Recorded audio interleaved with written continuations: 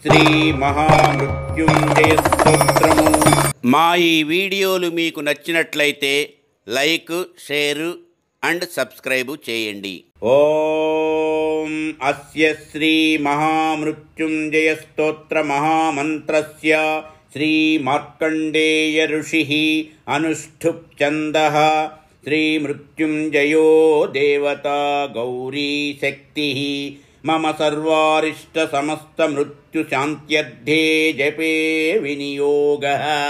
ధ్యానం చంద్రార్కాగ్ని విలోచనం స్మితముఖం పద్మద్వయాంతః స్థితం ముద్రాపాశ మృగాక్ష స్రక్ప్రవిలస పాణిం హిమాంశు ప్రభం కోటీందు ప్రగల సుతాప్లుతతనుం హారాదిభూషోజ్వలం కాంతం విశ్వవిమోహనం పశుపతిం మృత్యుంజయం భావయే. ఓం రుద్రం పశుపతిం స్థాణుం నీలకంఠముమాపతిం నమామి శిరసా దేవం కిం నో మృత్యుః కరిష్యతి. కాలకంఠం కాలమూర్తిం కాలాగ్నిం కాలనాశనం నమామి శిరసా దేవం కిం నో మృత్యుః కరిష్యతి. నీలకంఠం విరూపాక్షం నిర్మలం నిలయప్రభుం నమామి శిరసా దేవం కిం నో మృత్యుః కరిష్యతి. వామదేవం మహాదేవం లోకనాథం జగద్గురుం నమామి శిరసా దేవం కిం నో మృత్యుః కరిష్యతి. దేవదేవం జగన్నాథం దేవేశం వృషభధ్వజం నమామి శిరసా దేవం కిం నో మృత్యుః కరిష్యతి.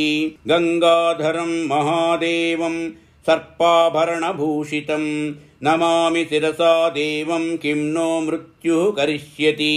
అనాథ పరమానందం కైవల్య పదగామినం నమామి శిరసా దేవం కిం నో మృత్యుః కరిష్యతి.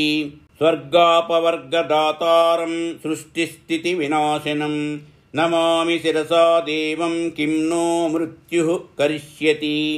ఉత్పత్తిస్థితి సంహారకర్తారం గురుమీశ్వరం నమామి శిరసా దేవం కిం నో మృత్యుః కరిష్యతి. మార్కండేయకృతం స్తోత్రం యః పఠేత్ శివసన్నిధౌ నమామి శిరసా దేవం కిం నో మృత్యుః కరిష్యతి. తస్య మృత్యుభయం నాస్తి నాగ్నిచోరభయం క్వచిత్ నమామి శిరసా దేవం కిం నో మృత్యుః కరిష్యతి. శతావర్తం ప్రవర్తవ్యం సంకటే కష్టనాశనం నమామి శిరసా దేవం కిం నో మృత్యుః కరిష్యతి. శుచిర్భూత్వా పఠేత్ స్తోత్రం సర్వసిద్ధిప్రదాయకం నమామి శిరసా దేవం కిం నో మృత్యుః కరిష్యతి. మృత్యుంజయ మహాదేవ త్రాహి మాం శరణాగతం నమామి శిరసా దేవం కిం నో మృత్యుః కరిష్యతి.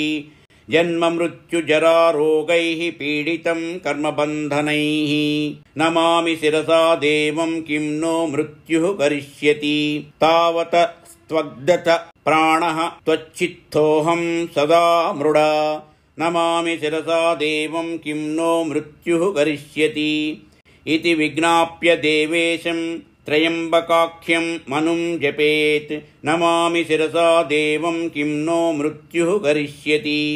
నమః శివాయ సాంబాయ హరయే పరమాత్మనే ప్రణతక్లేశనాశాయ యోగినాం పతయే నమః. ఇతి శ్రీ మహామృత్యుంజయ స్తోత్రం సమాప్తము. యదక్షరపదభ్రష్టం మాత్రాహీనం చ యద్భవేత్ తత్సర్వం క్షమ్యతాం దేవనారాయణ నమోస్తుతే. సర్వం శ్రీ ఉమామహేశ్వర పరబ్రహ్మార్పణమస్తు. స్వస్తి.